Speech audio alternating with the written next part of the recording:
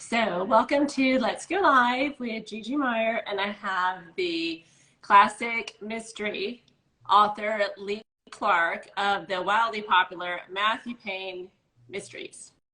There you go. Great. Okay, so welcome. It'll be like a fun hour. We'll ask a bunch of questions, talk a bunch of book stuff, and then do rapid fire at the end. So, hey, tell us your name, your series, where people can find you, where you hang out. My name is Lee Clark. This series is called Matthew Paine Mysteries. There are currently 4 books. Here, maybe I can show you over my shoulder. In the series right now, I'm doing my initial edit of the 5th one, and it'll go to a content editor on Monday, and then on to the rest of the editors from there. So it's close, probably May. It's behind schedule, so I haven't made a lot of noise about it yet, just because it's behind schedule.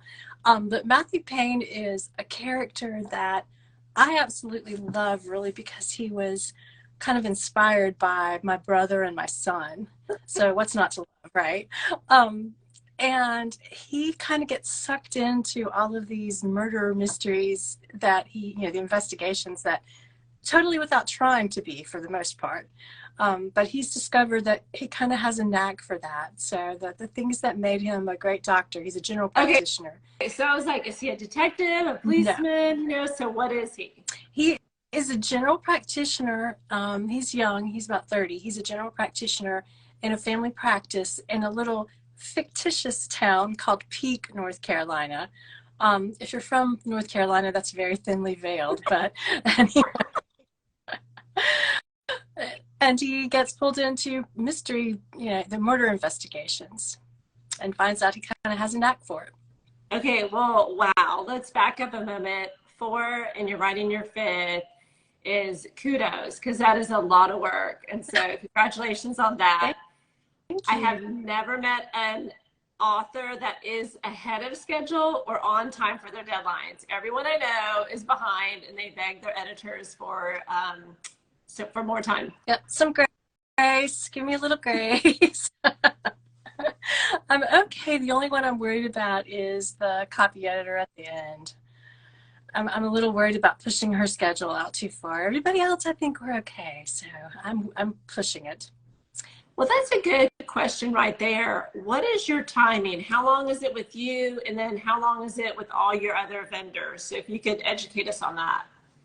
Well, I probably do this a lot faster than most, and it's one of the things I love about being an indie author, and I don't have a publisher breathing down my neck, is that I've been dropping them twice a year.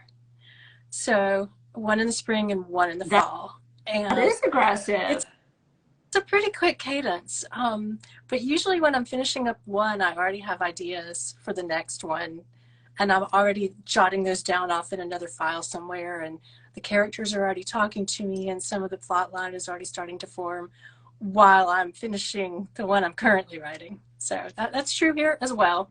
Well, I think there's a lot of people that kind of marinate, or, we can get distracted by that shiny new idea syndrome. Mm-hmm.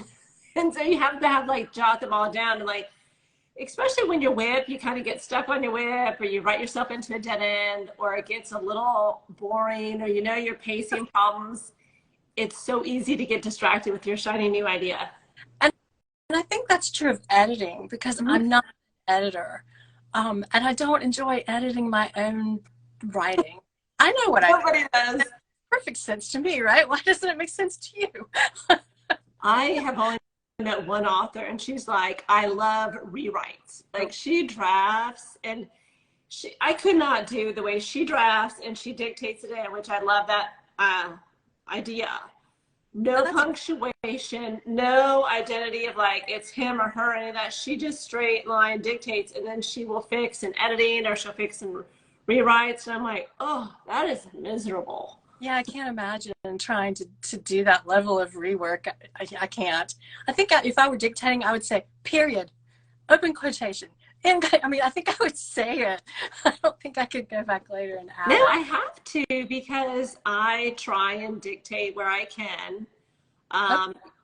It's some training, right? Because we're used to our creative, like being from your brain to your fingertips. And so you can be as descriptive in your mind before it goes to your fingertips.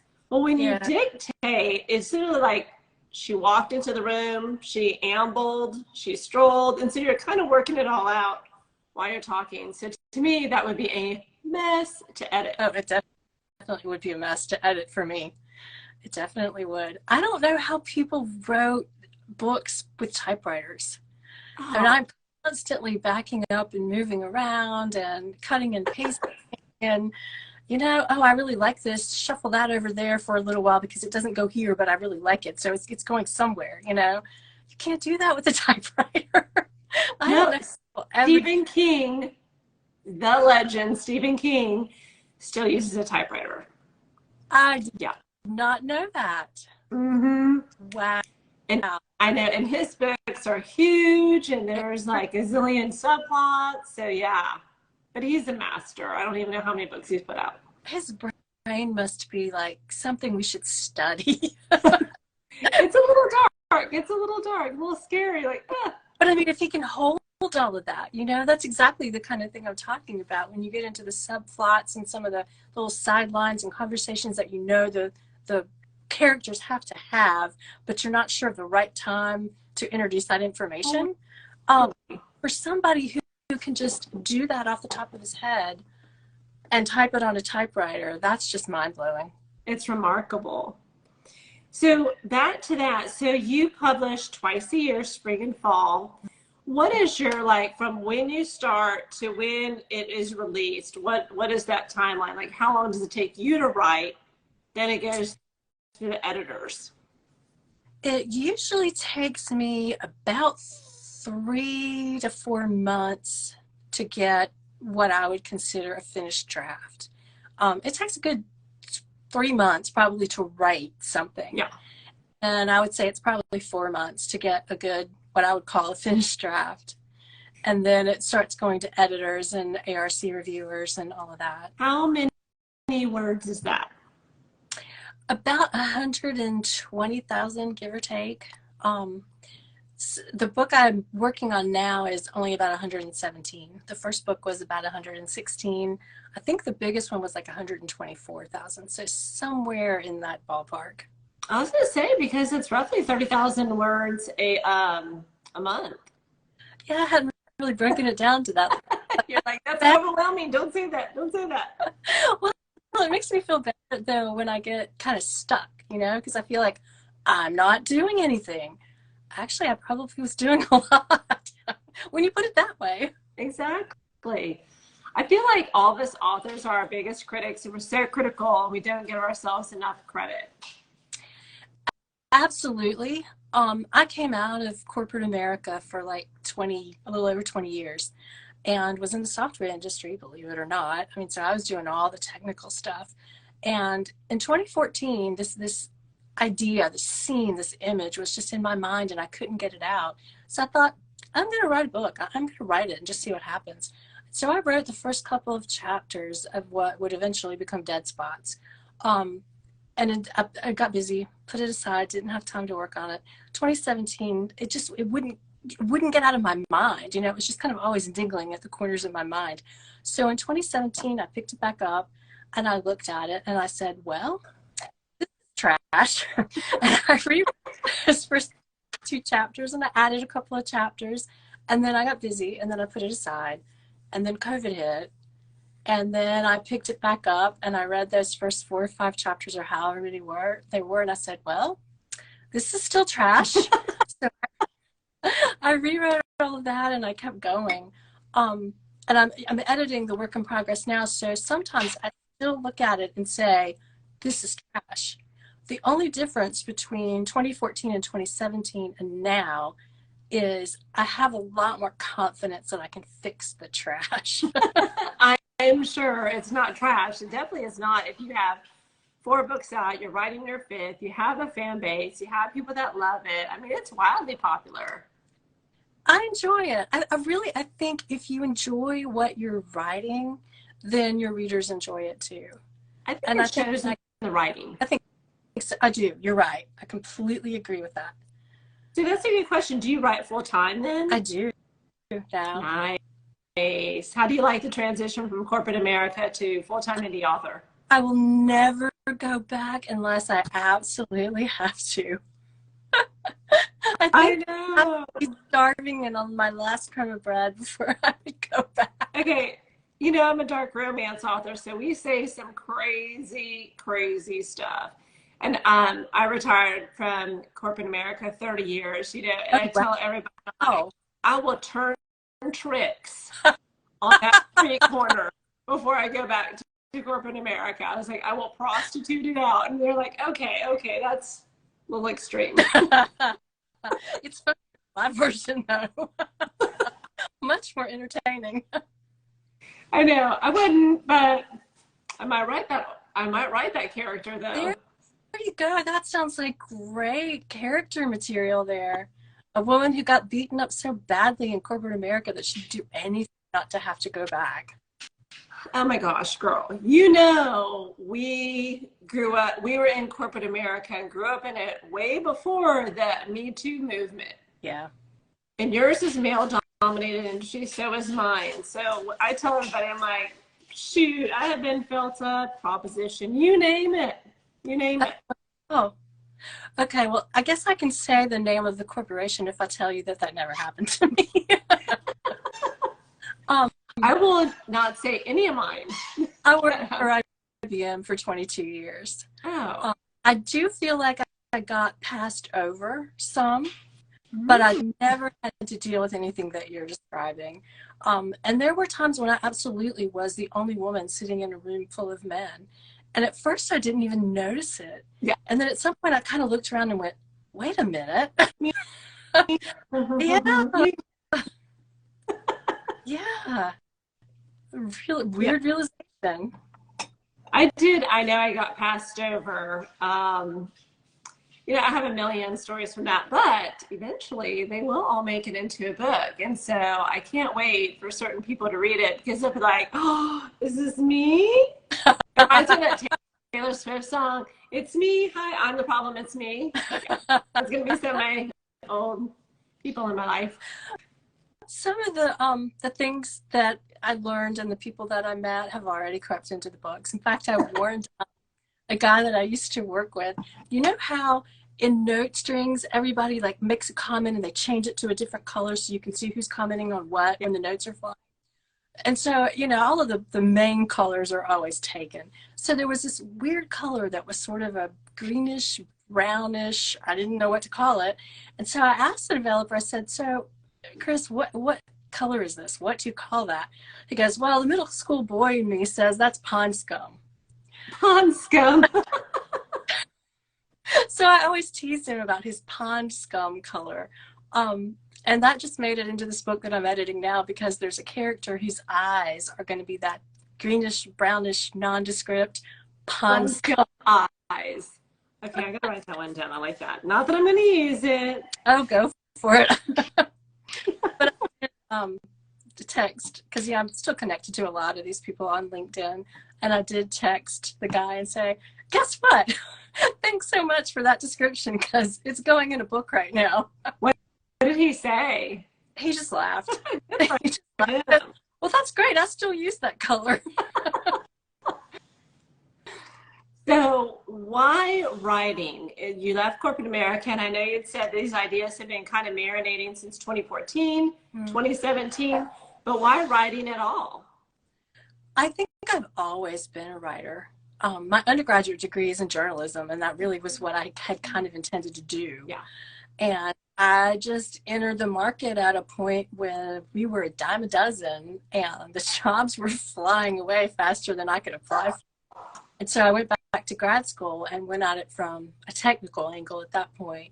And so I was doing technical communication, but still coding. I mean, you're coding the user interface and the helps and the messages and all the pop-up stuff. So a lot of it still was coding, Yeah. But it was writing. It just was stagnating, because you have this sort of form that you just go and you fill out. Useful to the users because they know you're through information, but it's so boring. So when do you have one coming out soon? Because you said spring and fall. We are in We spring. are in spring. I know. Did you notice that? Yeah, with all the like thick green pollen on my car and everybody like taking, you can't even get like allergy medicine at the pharmacy because it's so sold out. Oh, I don't doubt it. I'm in North Carolina, and people move here from other places and say, I never had an allergy problem until I moved to North Carolina. Yeah, I So, feel like Houston's that way. You either have them or you take medicine for them. yeah, yeah. Yeah, I agree. So when is the spring? So I am aiming for the first Tuesday in May, Okay. and assuming that my proofread editor can accommodate that, that's going to be the go. I probably will be doing the ARC reading while she's doing that final edit, but that's okay. Yeah. Everybody know that going into it, that this is not a final draft. I actually did that with my last book too, and that team was incredibly helpful about sending me things. Probably 90 to 95% of what they found, the editor also found. Yeah. But I would say there were a few things that ARC team found that the editor missed. Oh, So, I love it. I have one on my debut novel that came out today, and she corrected me on her. There's a Yorkie in it, and she's like, "You have the ears wrong. Like, the ears don't do this or do that." And so my editor definitely didn't pick that up. oh It no, seems very I, nichey. But then on the book that I have coming out in April, which is the duet, there is someone that I've reached out to, or Instagram, she reached out to me, and she took judo for 13 years, which is amazing. And so she said, yeah, send me your judo scenes and I'll look over them to see if they're accurate. wow. I know. So I love ARCs. Is your ARCs open? Do you have a team? Are you looking for more people? I will be sending out a note probably in a couple of weeks for anybody who wants to sign up. There'll be a limited number of hard copies. If you go look at my post from about November, I guess, October of last year, you'll see a couple of reels in there where people were opening their swag. I probably won't go to that link again. That was some pretty serious swag. Did you do a PR box? Is that what you're talking about? I did. To everybody who signed up initially and wanted a hard copy of the book, that's exactly what I did. I find that fascinating. I haven't done it yet, and it's just because one, I find it really intimidating. Two, I find it super overwhelming. That part's right. I won't argue with that. The one mistake I made was not limiting the hard copy books to the US. And once somebody signed up, I wasn't going to tell them no. So I think I spent about $50 sending one to Canada. And my husband was with me, and he was like, "What are you doing?" Yeah, yeah. I said, well, So do you feel, I see, I don't know. I mean, some authors, I talked to an author today that, gosh, she was sending out 45 or 55, I know, boxes. And I was like, girl, that would make me have hives. I would be so stressed out. But she has like 125 people on her art team. That is phenomenal. I mean, if I had that, doing it a while. Yeah.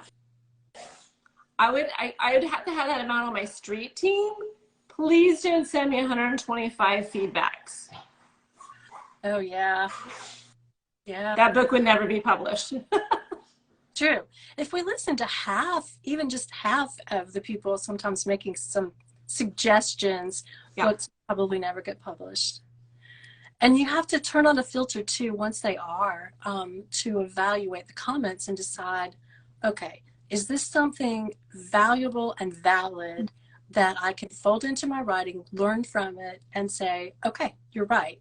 Or is this something that I just need to say, thank you so much for taking the time to contact me and provide this feedback. I really appreciate it, and move the heck on. Oh, yeah. And I've done both of them. I think on my art team, I had 25, but I only had 4 beta readers.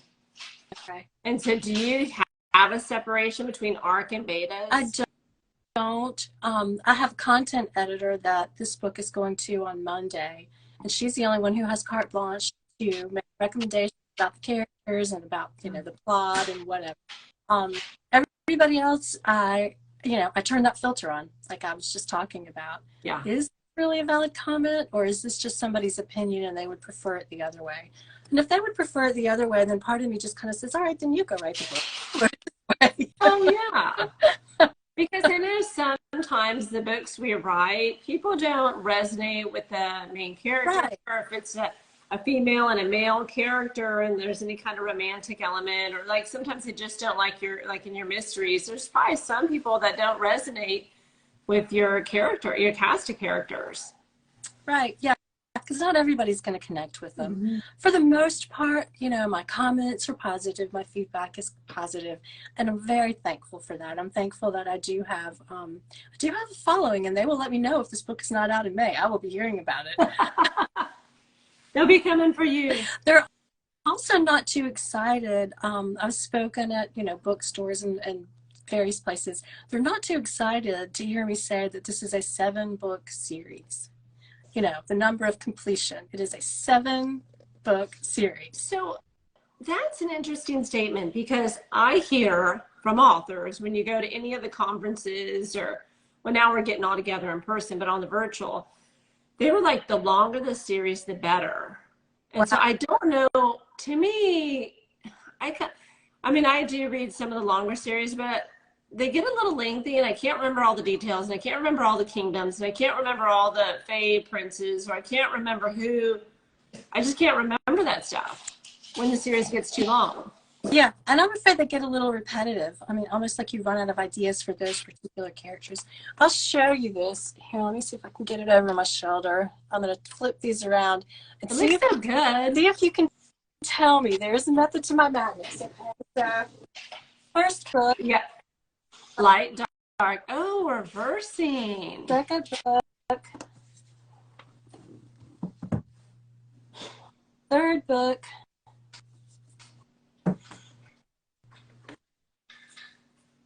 Fourth book. Oh my gosh. Can't see it. So what color is the next one going to be? Would have to be a dark one. Here. Yeah. Oh my gosh, that is so genius. Roy G. Yeah. It's the electromagnetic spectrum. So the next one will be blue. That's really ingenious. My daughter came up with that idea. She's the artist. She does all the graphic stuff, and I just write. Hey, way to go. Keeping it in the family. So she's your graphics designer? Not entirely. She and my husband have both helped. She actually is working on the cover for this upcoming book. And there's some changes that I need to get her to make to it, but she's done a fabulous job with it. Nice. So do they read the books also, or no? My husband does. He is not a fiction reader. So he was the kid growing up who, when his parents set him down on their knee, you know, to read him a book, his first question was, is it true? Is it real? And if they told him no, most of the time he didn't want to hear it. Okay, is he an engineer or a scientist? Undergraduate degree in engineering. Yep. You nailed it. Yep. Nailed it. I knew it. But he's read them all. As Good has for him, but he has that literal analytical brain where it's always 1 through 10. So your process of like chopping up a story and moving all around, you could not do. True. Right? True. And I'm not, there's nothing linear about the way I write. I'm completely a pantser. I know where the series is going to end, but then I kind of have that last book planned now. But to begin with, I got about halfway through the series and I knew it was going to be a 7-book series, but I had no idea how those last few books were going to go. So why 7 then? If you're a pantser and you don't necessarily know, why 7? I know that's a really weird thing to say, isn't it? There's a couple of reasons. One, the series started for the characters in 2019. So their story goes for he's got a toy now, right? So now instead of fussing about it, he's making work with it. So they go through this whole process in a year, a little over a year.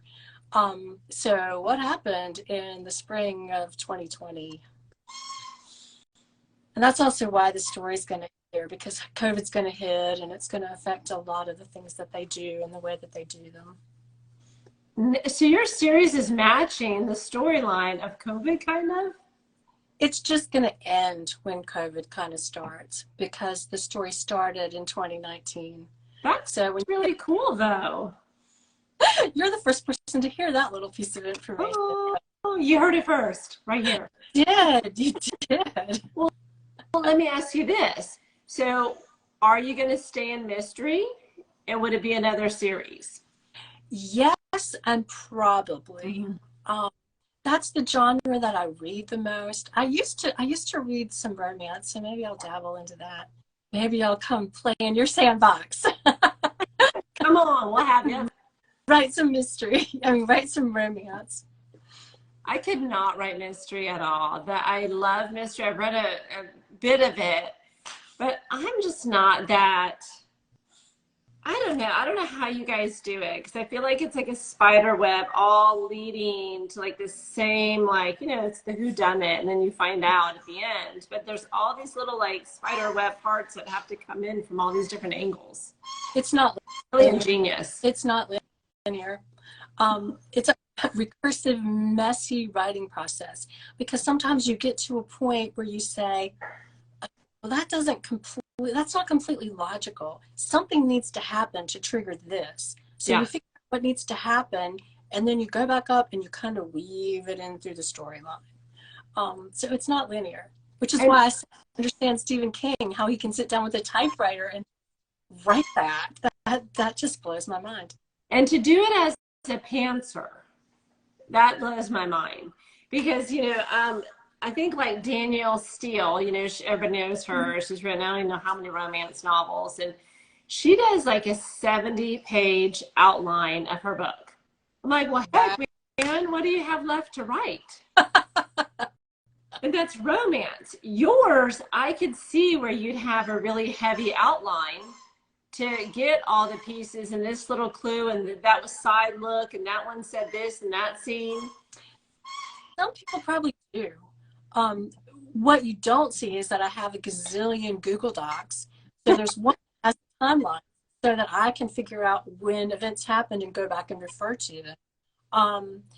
One that has a list of the characters, and they're at a high level. They're not fleshed out completely, but it's enough information for me, A, to be able to remember some things about that character, and B, to know that I've already used that character name and I can't use it again. And then I have a list of names at the bottom as I meet somebody, or like, oh, that's a really cool name, add it into my list, and that'll make a character name eventually. And then I've got places, because like I said, the little town of Peak it's loosely veiled. It's a little town outside of Raleigh that really does exist. Some of the places in the book I've created. Some of the places completely exist, right? Exactly where I describe them as being, and some of them I've made up just for my own purposes, because they're not there and they should be. Well, do all the mysteries, are they all in Peak, or no? Are they in like surrounding? Okay. Well, so the first one is in another, well, it starts out in Peak, but it's in another, it's kind of all over the area. They're tracing clues, and they end up in, and then it's around the surrounding area, and they go other places. Second one is in Peak, and then the third one, they travel to Miami. And then the fourth one is mainly around the Raleigh area. Okay. So not so much centered in Peak, centered in downtown Raleigh. So can you tell us where the fifth one is roughly centered? We're back in the Raleigh area. Okay. Yeah. So the fifth one is called Iced. I like to have titles that have more than one meaning. And you'll find that with all the books across the whole series so far. So for instance, somebody was poisoned with the Christmas punch, but one of the opening scenes, a guy is getting punched at this Christmas party, in the face. MIA is the one that happened in Miami, and there's a young woman that they're trying to find who is missing, so she's MIA, and they're flying into the Miami airport, which is MIA. So I mean, all of them have usually more than one meaning. So if you think about iced, you think about, somebody killed iced. You think about something being frozen, maybe you think about diamonds. So there's some little breadcrumb clues there. I was going to say then, do you like Easter eggs in your stories? Yeah. So you were saying though, Easter eggs, I'd ask, like, do you think that they're a requirement of mystery just because you always give like clues to the eventual whodunit? Yeah, I think so. And there are clues throughout. The fun part is when you throw the twist in the end and your readers didn't see it coming. I think I probably did the best job with that in Christmas Punch. I think that was the one that up until the very end of the book, they really had no idea, because there were all of these little, as you call them, Easter eggs. There were all of these little clues that, you're kind of opening and unwrapping and seeing them, and then they don't quite go where you thought they did, or maybe they did and you're not sure. And, you always kind of leave your readers wondering that until the very end. So 2 questions. Do you write in multiple POV, and do you like to leave it to where like anyone could have done it? So usually the point of view is always the main character, although it's not first person, it's third person, but from his perspective. There's 1 or 2 places where I did kind of throw it over to another character, only because no other way to do it. It had to be from their perspective, their experience. And I do think I leave a lot of strings kind of hanging to where maybe you've ruled this person out, but maybe not. And so you're never really sure until at the end of the book. This one, there start out being about 5 different people who could be the suspect. Yeah. Who could have committed the murder. So probably 6 or 7 if you really cast that net widely. And then several of them have disappeared. So, then the readers are going, well, are they the murderer and they disappeared, or were they also murdered? Oh, yeah, I like that. That is a good twist. Yeah.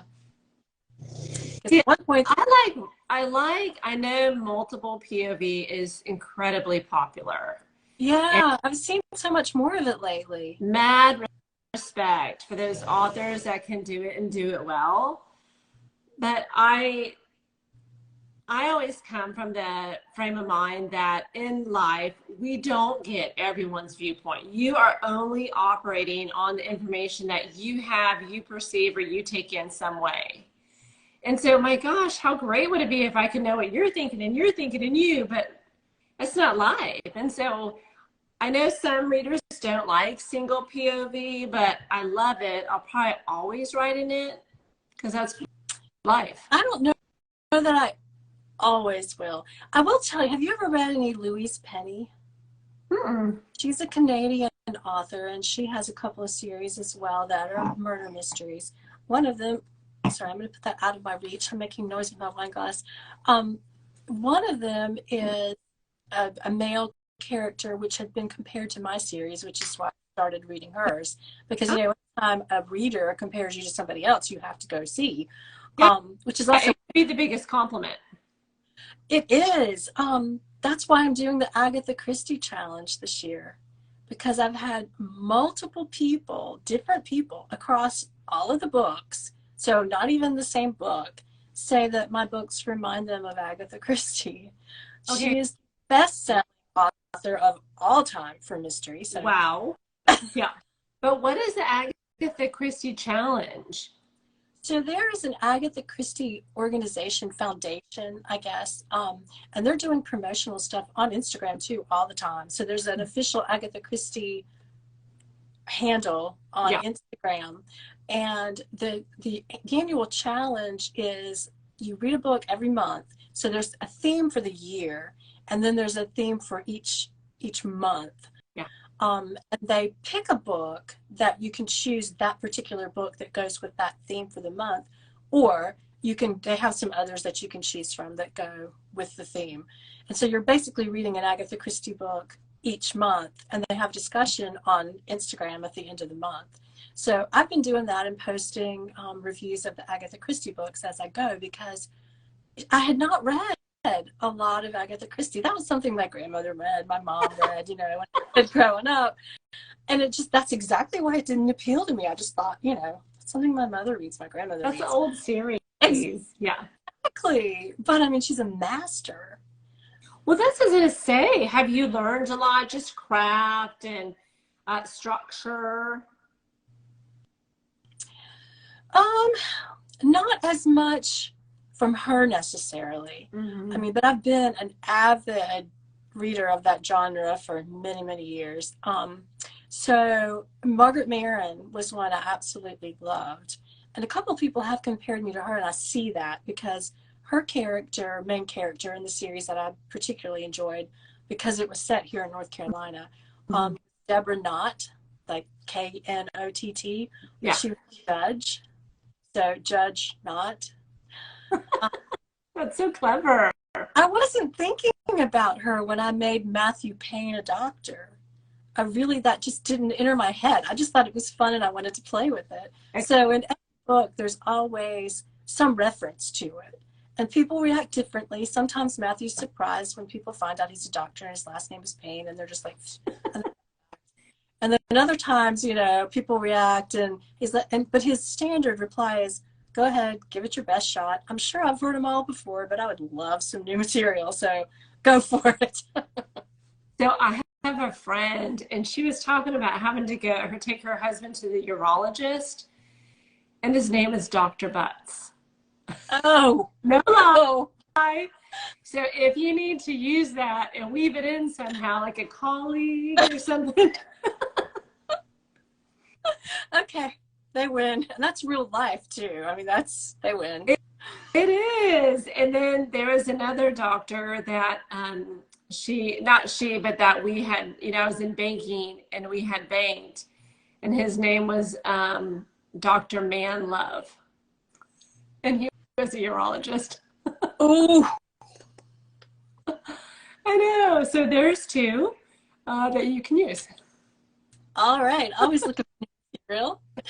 I wonder what it was. You were going to circle back to Louise Penny because you were asking about the point of view. Yeah. And she surprised me because she has multiple point of view switches. So each little vignette, when she kind of switches to another scene, most of them are told from the perspective of one of the characters involved in the scene. And I was really surprised by that.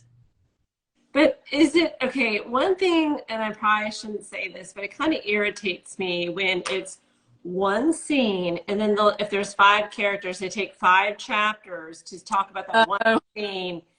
And to me, that gets boring. I'm like, okay, well, we know they're at the same party. I like when, if it's going to be alternating, it's to advance the storyline, not a repeat. So how does she do that? It doesn't repeat. It's as the scene changes to the next thing that happens chronologically. Okay. It's not a boring repeat of something that happened from somebody else's perspective. I know, and I hate saying that because there could be someone that does it and does it well, but I'm just like, oh, wait. Has the scene changed? Have we moved on? Maybe there is somebody who does it and does it well. There is. I haven't read it, so I'm kind of with you. That's not my thing, and it's not something I would ever see myself doing. Yeah. So is Michael, so your books, Michael, why did I say Michael? Matthew. Oh, girl. But Matthew is this. Can we just pause for a minute and talk about how funny that is? That for some reason you wanted to call my character Matthew, and originally when I started writing the first book, his name was Michael, which is what you keep trying to call him. You didn't know that. You had no way to know that. I changed it to Matthew for myriad reasons, but it took me a little while to stop calling him Michael and start calling him Matthew. So when you did it, I didn't even notice initially, and then I went, wait a minute.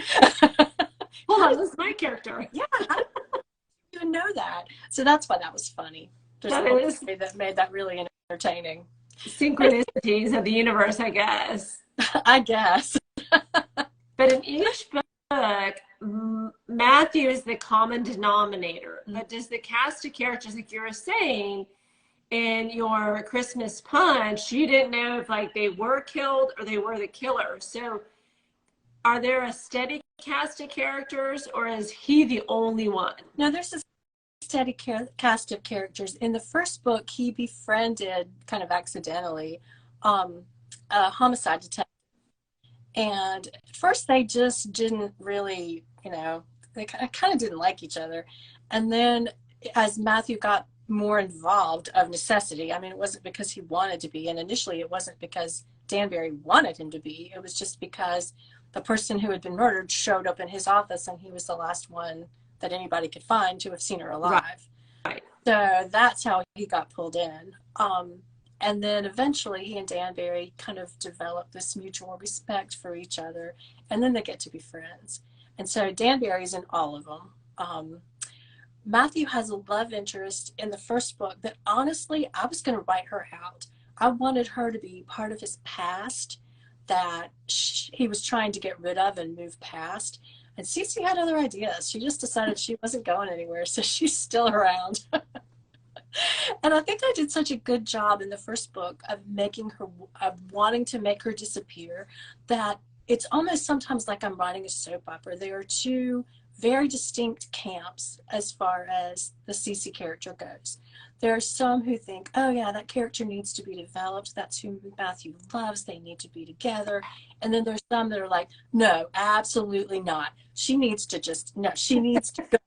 Get her out. I think it's because, I wasn't really all that enamored of the Cece character initially, that some of my readers aren't either. So that's the Cece story. Those characters are throughout. There's some other characters, some of the colleagues that Matthew works with are in and out, and the people in his office are in and out.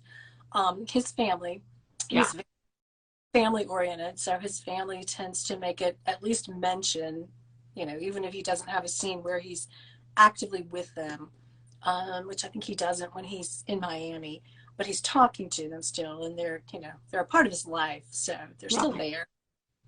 Well, how do you introduce new characters? There has to be like a fluidity to it, because if you have your set cast, the three, and then the colleagues and family that go in and out, which is very reflective of life, how do you do that smoothly? I don't know. I swear I think they do it themselves. Well, I mean, you understand that your characters talk to you, right? And sometimes they're talking to each other and they probably don't even want you listening. But I think they really sometimes just do it themselves. Sometimes it's very intentional on my part because I need a character created to do or say or be something very specific. And then other times they just sort of weave themselves into the story, and wow, there's a character that I really hadn't intended to create, but I either like that character or hate that character, depending on, what it is. And usually there's some level of sympathy, even the worst of the characters, no. But for most of them, even the ones that are just, you really don't like the character, but there's some level of, okay, everybody's not all bad. There's a saint and a sinner living in every single one of us, so. Oh, yeah. I just had a quote that for another author, she did a spotlight. And I said, there's a little bit of saint and sinner in all of us. Yes. That's why I like the duality of, writing.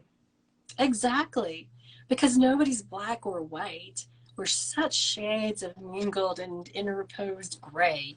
And that's what makes it so entertaining, to just kind of uncover and discover that. And I think that's what's fun to me, at least, about being a pantser. And it's what's not fun about editing. I already know the story. Why do I want to read it again?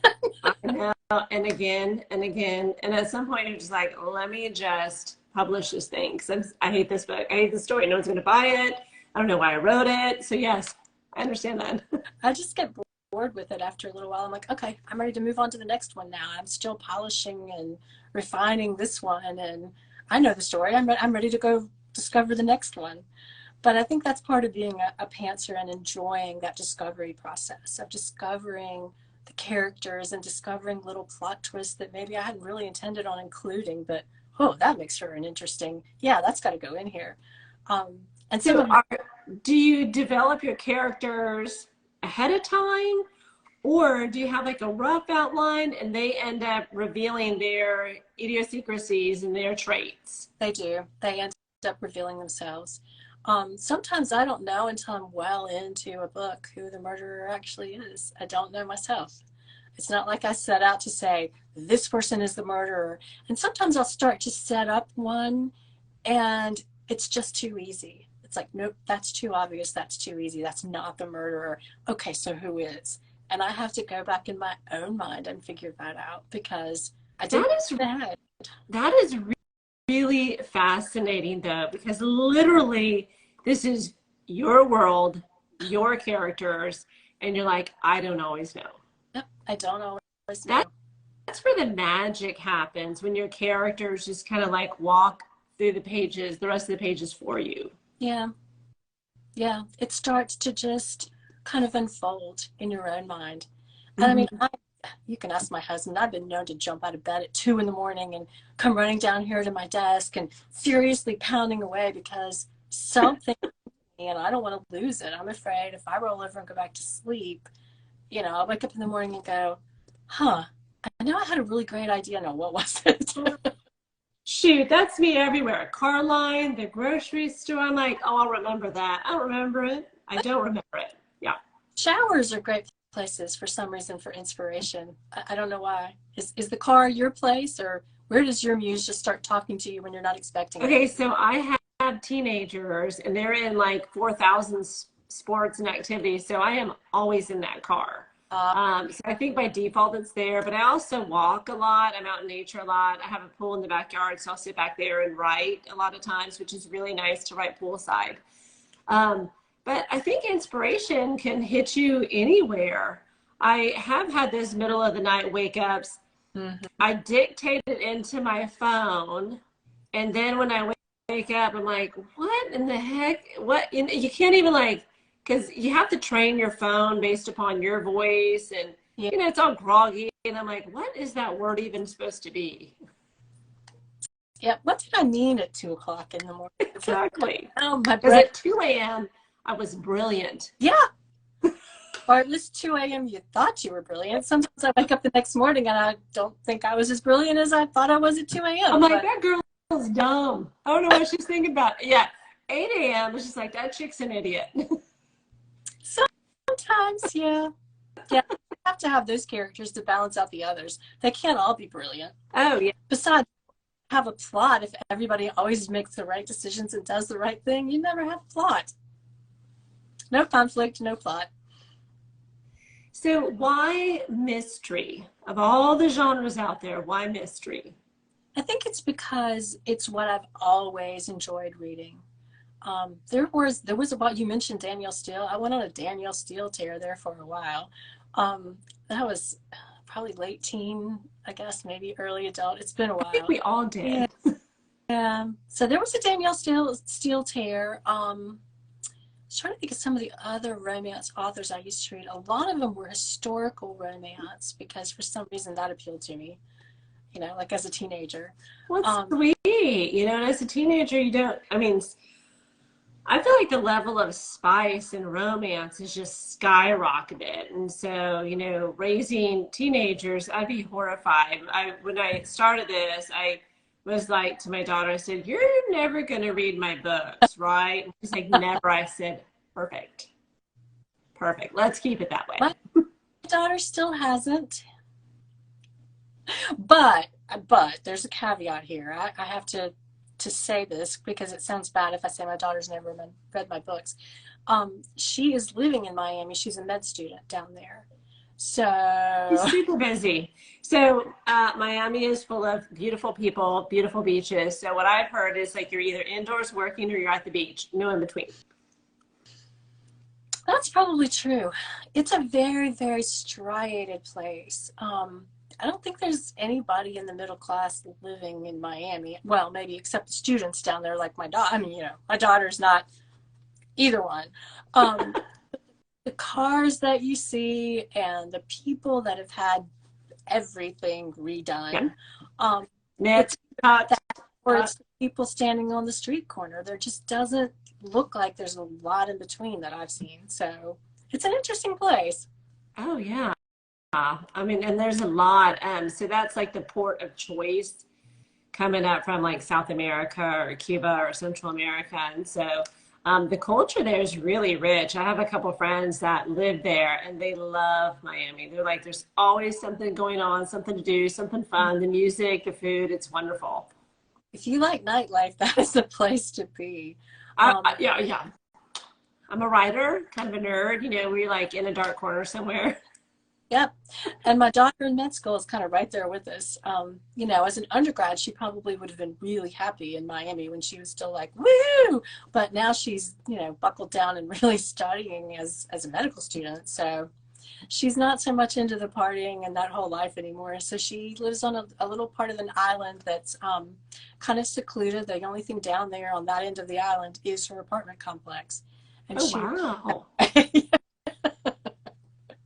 Because the rest of Miami can woohoo all they want to, and I'm with you. I mean, as a writer, I'm happier to just find my little spot. So, do you send any of your story pieces to her to, just flesh out some of the medical details? I mean, that's wonderful. No, but I have asked her questions, Mm-hmm. and I have a lot of good friends in the medical field too. So I do ask a lot of questions, and sometimes it's online research because I don't have a medical background. I'm not. No. I was too squeamish. That's not a career that I ever even thought about having. So I have to ask a lot of questions and do a lot of research. And some of the things that Matthew bumps into are kind of unusual, very unique, but well researched. So they're correct, anatomically correct. I think if the FBI were to look at my search history, they'd be like, "What is she doing?" Because you're like, okay, so what happens exactly to a body with a gunshot, close range? I mean, you can put all these parameters in. Yep. I have an acknowledgement to a forensic pathologist who's a medical examiner in the front of this book because I hit her with some of those questions. And it's great to have those resources because you come up with an odd scenario and it's like, there's no looking that up. Nobody ever will have wanted to know what happened to a body under these specific I mean. Oh, yeah. So it's great. Resources that you. Although I think Grey's Anatomy, because it's been like, I don't know, 48 seasons of Grey's Anatomy, I think they've covered every medical scenario possible. But did they get them right? Yeah, I don't know about that. Now, right or wrong, that's a whole different thing. But sometimes when I watch that, I don't watch that show too much anymore because I think I have everything. Like, I'm going to get that. I had it. I'm having it now. Yeah. It like feeds your hypochondria tendencies there, does it? I used to not be a hypochondriac, but apparently I am one after watching that show. When you watch Grey's Anatomy. Exactly. Because it was like, all of a sudden it started with itching. I'm like, oh my God, I'm itching too. Are you itching? Power of suggestion. Yeah, but if you apply that same principle to healing.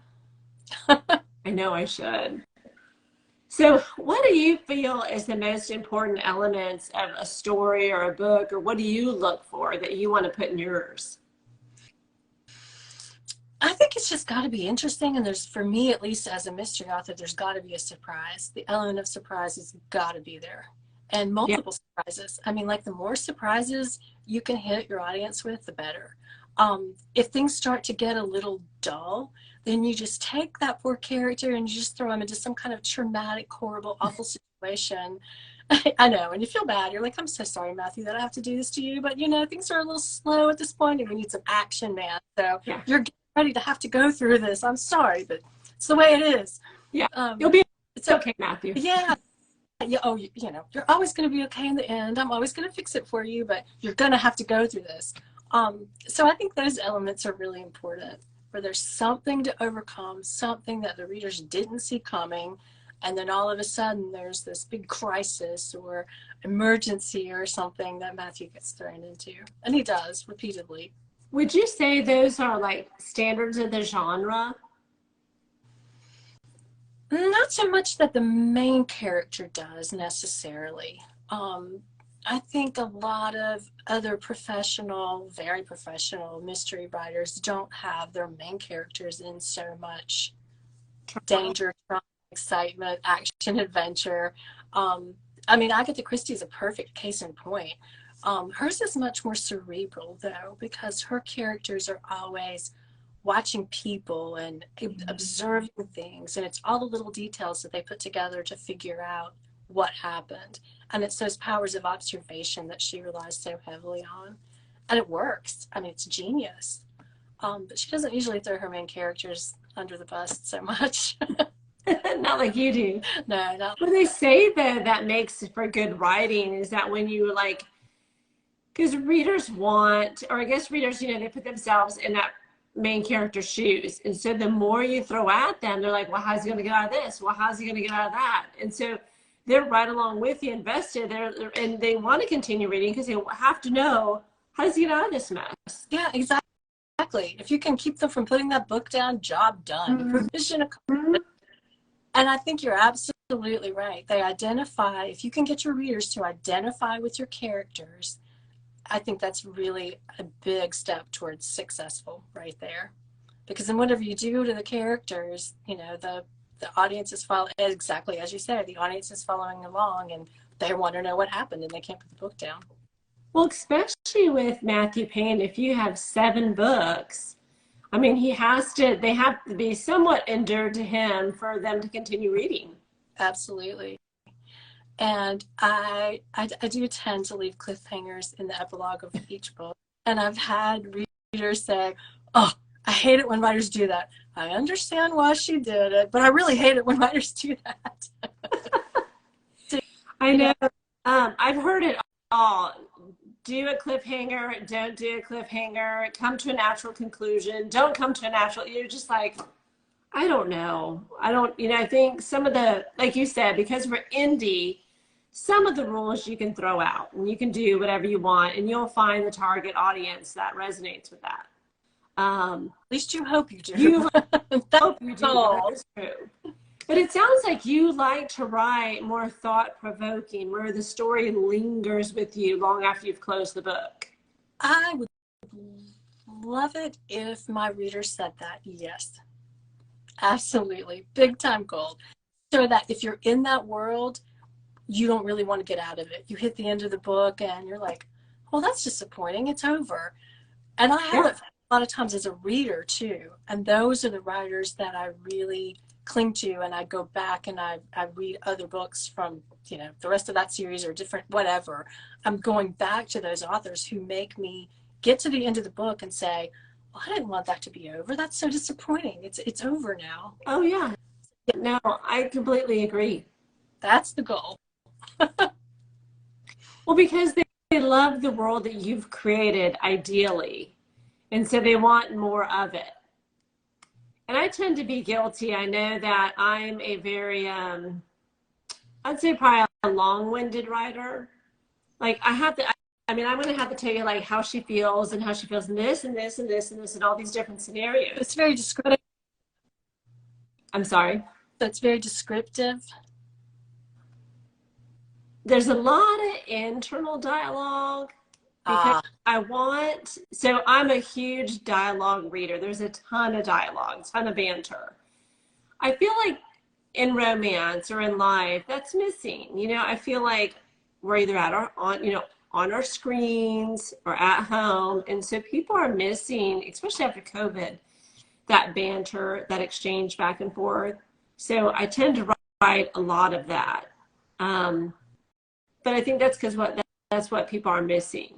I don't think we communicate as much as we should. I had not thought of it that way, but you're right. I like that. And so I find like what my goal always is I want you to put yourself in her shoes or in his shoes and be like, here's her thoughts. What would your thoughts be? And some people really resonate, and other people like, yeah, I have one person who said, this story is so would never happen. I'm like, well, God, I hope not. It's a cartel kidnap romance. It's fiction for a reason. No. And you do, like you were saying, we throw everything at these characters. You're like, well, God, I hope no one in real life is having to face all this adversity. Yeah, and I hope I never give anybody any ideas for how to actually go about some of these crimes either. I know. I'm a little concerned about that. That's a kind of a good question then. Do you put content warnings, or do any of your material warrant a content warning? Not so far. I mean, you know, you could learn how to poison somebody with hemlock. You could learn how to kidnap somebody and get them out of the country through Miami because, you know, there's this little island over there called the Bahamas. You know, a few little islands over there, and they're not so careful about people coming and going. Oh, yeah. So some of the stuff that's in there, it worries me a little bit that, you know, I could be giving somebody the how-to manual, but honestly, if you look at the hackers and everybody, you know, today, if they haven't already thought about it, I'm not going to be the guilty party. You know, I mean, they thought of way more interesting ways to do the things they're trying to do than I'll ever come up with. So. Oh, yeah. And it's not like you're trying to, I mean, you're, like you said, it's for fiction. It's not like you're trying to recruit anybody to the dark side. Yeah, you were talking about your browsing history earlier. I have a mug that actually says that. You're kidding. It says, pay no attention to my browsing history. I'm an author, not a serial killer. For real. Yeah. You're always like, how long does it take for gangrene to set in after a stab wound? And yep. Yeah, that kind of thing. Exactly. So where do you write? What are your technology tips and tools? And I always find it fascinating because writers have, I mean, I thought there would be a standard. We all use a million different things. We do. You're right. You're absolutely right. I had looked into some of the more intricate tools that would do all the formatting and all of that stuff for you. Unfortunately, I was really kind of already invested just in plain old Microsoft Word. And then I can get my outputs from that. Coming from that technical background, you know, as soon as I transformed to an EPUB, all that is HTML and cascading files, style sheets under the covers. And I'll go in there and edit that stuff in a heartbeat. It doesn't bother me at all. Oh my so gosh. So you're writing your own code? I'm altering the code that got transformed. Yeah. If something isn't right, I'll go fix it. Oh my gosh, that's phenomenal. But that's why I don't need some of those advanced tools. A lot of authors, you know, they've got to have it right. They've got to have the tools working together so when they get that output, you know, there are no errors that can, you know, they would never go edit the HTML or the, anyway. So that's just me, I'm weird. As far as other writing tools, I mentioned earlier, I use a lot of Google Docs. And that's where I have one for the characters, where I track all of the characters through the whole series. I have one for the timelines of each one of the books. I have one for the places that I've renamed. I have one for each one of the books where I'm starting to kind of write the blurb and the description. And then if there are notes of things that I want to put in later, I'll shove them in there until I get partway through a working draft. And then usually I have a chapter at the end of my document, my Word document, that says next notes. And I just shove stuff in there and sort it out later. That's good because that's your backup system, basically. It is. So you don't lose your work. It is. And I do backup files like crazy because coming out of that technology world, I know how easy it is to have something hiccup and lose it all. And that's never what you want to see happen. So if you write in Word, do you then upload let's say you're done writing for the day, do you then upload that to Google Docs so that is your backup? I've got some of my files in Google Docs and some of them are in thumb drives. Some of them, they're backed up various places. Gotcha. Especially like if I'm traveling, I'll back them up in Google Docs. Yeah, because you want to be able to write on the road, or you may have an idea, or you have downtime. And so, yeah, it has to go with you. There's a lot of writers that are still in Word. And I think it's because Word has been around, geez, how many decades? It's just so easy. And because we have so many other technologies that we have to learn, you're like, why move to Scrivener or why move somewhere else? Because I have to learn everything else. If I moved, it would be to Scrivener. Yeah. I've looked at it and I really had considered it. So if I decided to move, that's where I would go. I think they have some really pretty outputs and formatting and some things that I can't do now in Word. They have all of that, like the sticky note and the organizational stuff that I would never use. So that's one of the reasons I haven't done that. I've seen that. I've seen demos of it, and it seems very robust. But at the same time, I'm like, oh, this seems kind of overwhelming because I think, like you, we come from corporate America, so you kind of already have your note-taking process down. You kind of already have your own personal procedures, if you will. You do. That work for you. And so then to just overhaul them just because it's like new technology, you're thinking, well, the downtime and the learning curve may not be worth it. True, exactly. The downtime, I don't know, time has just gotten to where I have decided not to waste any more of it than I absolutely have to. Well, days go by, right? Like today I thought, okay, well, my goal is like 3,000 words a day. None. No words today. None. Well, that was an ambitious goal just to begin with. Well, yeah, thank you. But yeah. Yes, but then there's days like today where it's 0, 0, so it just flows though. I mean, don't you have days like that where you sit down and you look at the clock and you're like, wow, I've been sitting here for 2 hours and I love that. That's great. That flows. And then you have days where you just stare at the screen and it's like, it's just not happening. Oh, for sure. Prose days. Sometimes my prose is just so spot on and eloquent. And other days it's like the cat looked at and you're like, oh my gosh, this is a horrible. Hey, you can't edit a blank page. So I'd be like, just get something muddle through. Yeah, I completely agree. And then there's that whole editing thing we were just talking about. That's when you go back and fix all of the cat set on the mat kind of thing. So what are your favorite scenes to write and what scenes do you struggle with? Or what elements of writing are your favorite and you struggle? I like dialogue. Like you were saying earlier, my books are dialogue heavy because the characters are talking to each other. I've been told that they're pretty descriptive, which surprised me a little bit. I guess they are. I mean, I guess when, I'm looking at something in my mind and describing it, I'm not a graphic person, so I don't see in pictures, if that makes any sense. It's in my mind as words. The description is coming together of something as words. Interesting. Yeah, because we were talking about my husband and my daughter having the graphic ability. My daughter's an amazing artist, but I think they both think in pictures. So my husband will say, yeah, my little cartoon mind, I was thinking about blah, blah. And it's always something funny when he says that. But they think in pictures and I think in words.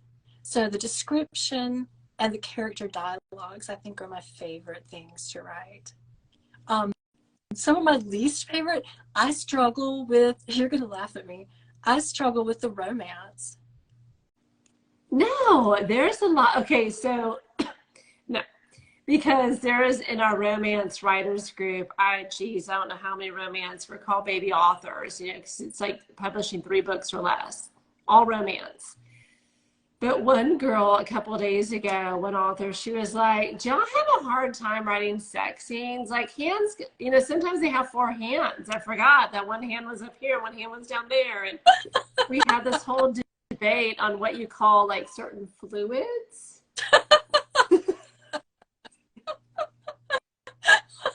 Yeah. That would be a unique conversation to romance authors. Because the only fluids that I would be worried about are the bodily fluids that would be leaking when the body just got off, Totally different fluids. Yeah, your fluids are different than our fluids. But that's what's so great about this book, this group, is that you can ask anything. If you need help, like nobody gets offended, nobody gets upset. It's super supportive. And sometimes you just need to know, how things are, you know, what are the ways you can say certain descriptions. But romance is hard, even for romance writers. That's something I struggle with. I mean, even though there's a couple of scenarios, some of the main characters are paired up. Yeah. You know, there is some kind of background romance going on. I just kind of sidestep it. I have to be honest. But I think what's great is because you're in mystery, it can be like enough to get the point across, but it doesn't have to be descriptive. And that's what's wonderful, you know. It could be like a, what do they call it, closed door. Yeah, yeah. And it mostly is. Yeah. Because that's something I think I would just struggle with, so I just don't. We struggle with it too. Stick to what you're good at, right? Yeah, because you're like, how spicy do I go? Like, how dirty do I go? Where's the line? And Yeah, because yeah, books, mine aren't gory. yeah, I mean, you know, I left out most of the gory descriptions. I mean, murders happen, okay? So you're going to get a little bit of a description. There's going to be a dead body, at least one, and just quite often more. But I don't go into a lot of gory description about what happened and, you know, what the body looks like and, you know, how it was maimed or whatever. I don't think you need that, and I leave it out. Well, so doesn't that lead into horror? Wouldn't that be like a horror genre? I think so. So there's mystery, there's thriller, and then there's horror. Thriller. Some of the mysteries venture into thriller probably more than mine do. I mean, mine they're edgy, but they're not they're definitely not horror, and they're not all the way over into the thriller category either. That's a good point. Where is the line from like cozy mystery, and thriller? So mine that's why I have them classified as classic mystery, because they're not cozy. I mean, there's enough of an edge that keeps them from being cozy. But there's not enough of an edge that I would say they're true thrillers. They're not like you're going to be on the edge of your seat through this whole book, and you know, they're not that intense. Yeah. I think thrillers tend to be all the way through, very intense.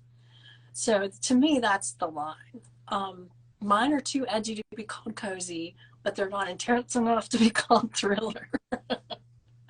Well, it's interesting because there are a lot of subgenres. Well, with romance too, because when you started talking about dark romance, I've seen lots of categories for the romance authors too.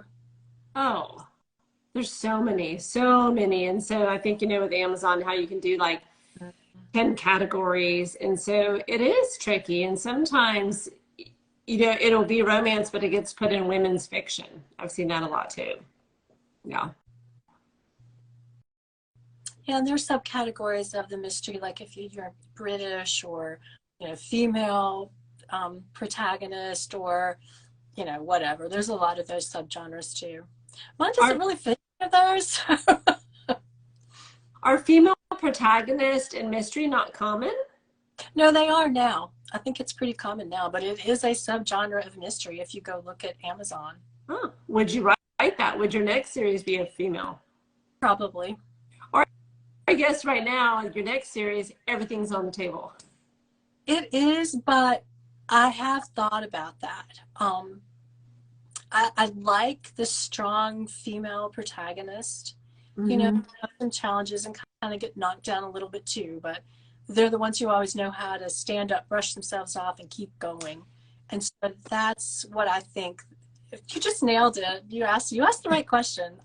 Because I haven't said that out loud either, but yeah, I think the next one's going to have a female protagonist. Pretty exciting. There's a, gosh, her name escapes me now I think about it. There is maybe it's a detective series. It's the writer is a blonde woman, older, and she wears those dark glasses and all hers. Oh gosh, I can't think of hers, but she has a female protagonist that's a detective.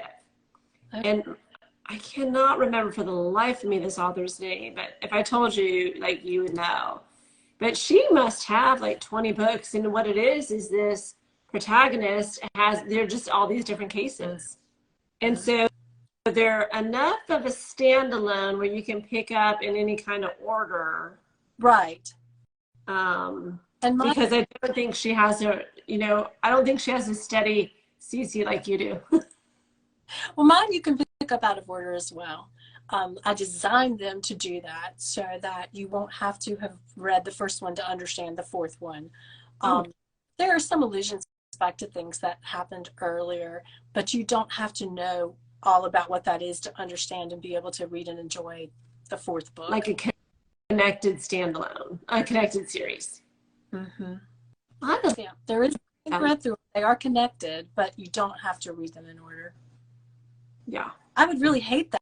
I've hated it when I've done it, when I've picked up accidentally. Somebody gave me a book or I picked up one and I started reading it and I thought, this is a great book, but I feel like I'm missing something. And then you realize, oh, well, this is its sixth book in a series of 20. No wonder I feel like I'm missing something. Okay, that just happened to me last week. I picked up this, I was on Book Talk, and of course it recommended it. And I'm like, oh, okay, I'll buy it.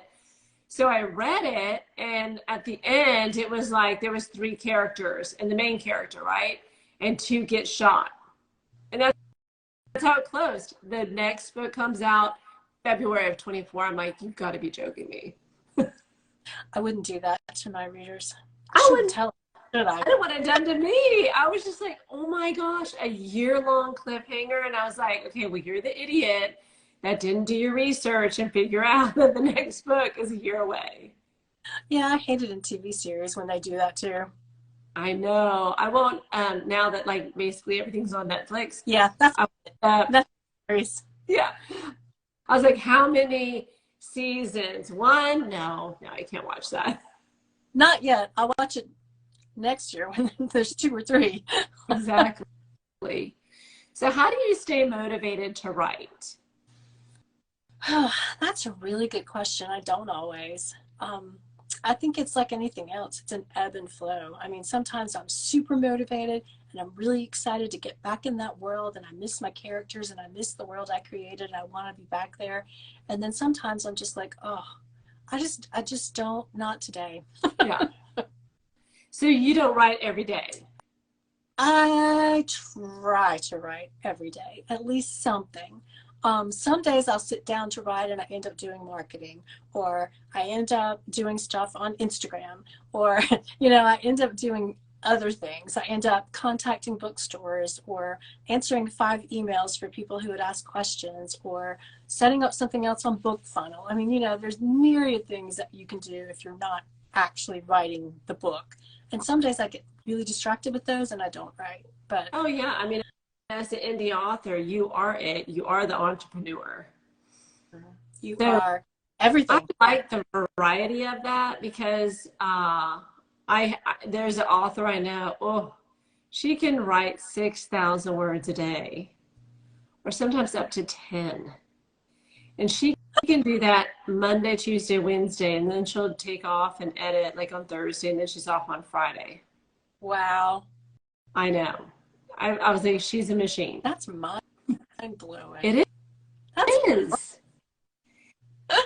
She's a plotter with an extensive outline. oh, And okay. so she is one that sees things in pictures. So she has described it like a movie theater. She says it's like a movie screen behind my eyeballs. I was And then like, describes it in words. it would have to be. It would have to be if you're doing 30,000 words a week. That's unbelievable. Unbelievable. Unbelievable. I do, when I sit down to write, I try to back up and read and kind of edit the last chapter that I had finished and then pick up and go from there. So that's one thing that sometimes will kind of get the inspirational juices going when I feel like I'm at a stalemate. Because if I just sit down and I'm looking at it, it helps me to know where I left off, and then it kind of gets the creative process going again. So that's one thing that I do, and it accomplishes a couple of things. I mean, I get the last chapter or two that I had already written edited, and it gets the flow going again, so I can kind of get back in that world, and that helps. That helps a lot. I always compare it to double dutch jump rope. Did you ever do double dutch jump rope where they got the two? Did I watch it, or did I Have you ever tried it? Did you ever jump it? sit there and watched? But I never know. But You I probably did in grade school. I probably did enough to realize that I can't do this, and then I watched. you can tell that I'm like old school because when I say that to my kids, they're like, what is double? I'm like, okay, whatever. Anyway, but you know, with double dutch, you have to watch the rhythm and you have to get ready to like jump in, you know, or she get clunked by two jump ropes back to back. And so I feel like sometimes writing is like that because you have to go in and kind of read where you were to get like the pacing, the emotions, kind of get your bearings as to, you know, where they're at in the scene, what happened. Get that back. Yeah, you're Yeah, right. to get the essence of that scene or the, you know, this next scene that you're going to write. So I always compare it to like, you know, getting ready to jump rope. That's a great analogy. I like that. I have to go watch some more double dutch. Oh yeah, because I remember being little, you know, like I was horrible at it, and I always got hit by these big old ropes with, I don't even know, they're like hard plastic on them. But my sister was excellent at it, and she could do all the tricks and everything. She's like, you got to watch the rhythm of the ropes. I'm like, say what? I probably just went over and hung upside down by the monkey bars again because, you know, Exactly. faster, but double dutch jump roping, not so much. I know that we are running way past the time, and I so appreciate it, but I still would like to do the rapid fire if you have a few more minutes. Sure. So tell me how this works. Rapid fire. Oh my gosh, it's so easy, but I got to put on my glasses because, you know, I need those suckers. Cute. I love the glasses. Thank you. Okay. Are you a paperback reader or an e-reader? These days, mostly e-reader. All right. Plotting or pantser? Answer. We talked about that. First person or third person? Third person. Present or past tense? Mixture of both. It really is. In your writing, it's a mixture of both. It is. Plot driven or character driven? Ooh, plot. I know. I think plot is easier. Some people start with the character and they have it all fleshed out. I think it's amazing. Well, I love the character development. I really do. Yeah. I'm like you. I have to do it as I go. Writing alone or writing with a partner or a group or writing sprints? Alone. Alone. Outline or discovery writer? We talked about that. You're a discovery. Do you write in silence or with music? Usually in silence, unless my son is home and he's got something cranked up, and then I've got my earbuds in. Do your books have a playlist? No, but they should. I get that asked all the time, and so I have a playlist for both my books that I link it on my website. I did for Christmas Punch. That's really the only one that had one. The others, they don't. They should. Down on your website? No, I should put it out there. People love that. I've gotten lots of feedback about my playlist on Spotify. Writing with a deadline or at your own pace? Deadline. If I don't set a deadline, I'll never finish it. Yeah, because we'll constantly be in edits and re-edits and proofread and edits again. Achievable or not is a whole nother question, but deadline. Series or standalones? Series that stands alone. You're like both? Either or on some of these. It is a series, but each one individually stands alone. Historical setting, present day, or future? Present day. Alrighty, well that's all I have. It has been wonderful getting to know you. I will, so where we go from here is I'll put it up on YouTube and I'll tag you. Instagram usually takes like a day to get the download ready. So, and then when I post it to YouTube, it also has to do the transcription. So I'll let you know as soon as it's available. Thank you. I've enjoyed getting to know you too. I love all of your reels. You've got the most expressive face. Well, my kids find it so cringy. If you ever get bored with writing, just go into acting. I don't think so because, well, thank you. Thank you for that.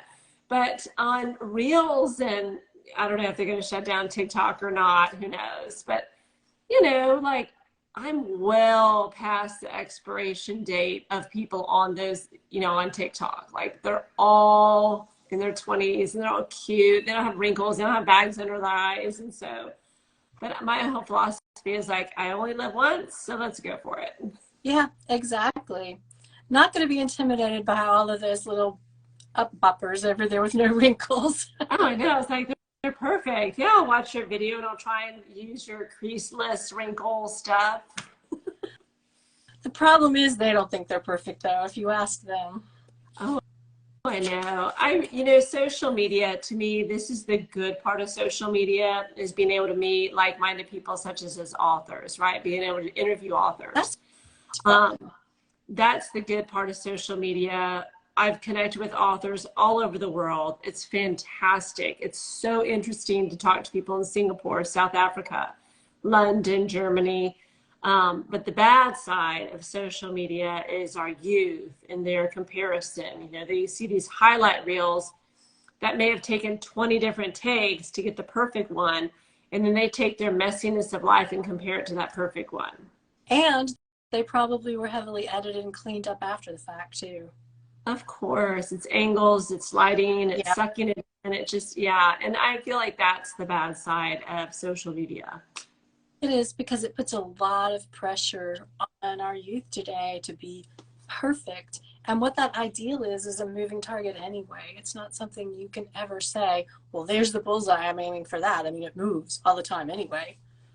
Yeah, and people are vicious online. I mean, there's a real cruelty to it. And I think our generation, we've been out, we've worked, you've really been with like cruel people. So this I don't quite understand. And so, you know, I'm big on mental health for the youth. I'm raising two. I'm always checking in with them. They are online. They do post online. And so I always say, like, look, at these comments don't mean anything. I clean them up. I delete them out, that kind of stuff. Like, it doesn't bother me, but it does bother them. Yeah, I know. And I hate it. That is definitely the downside of social media.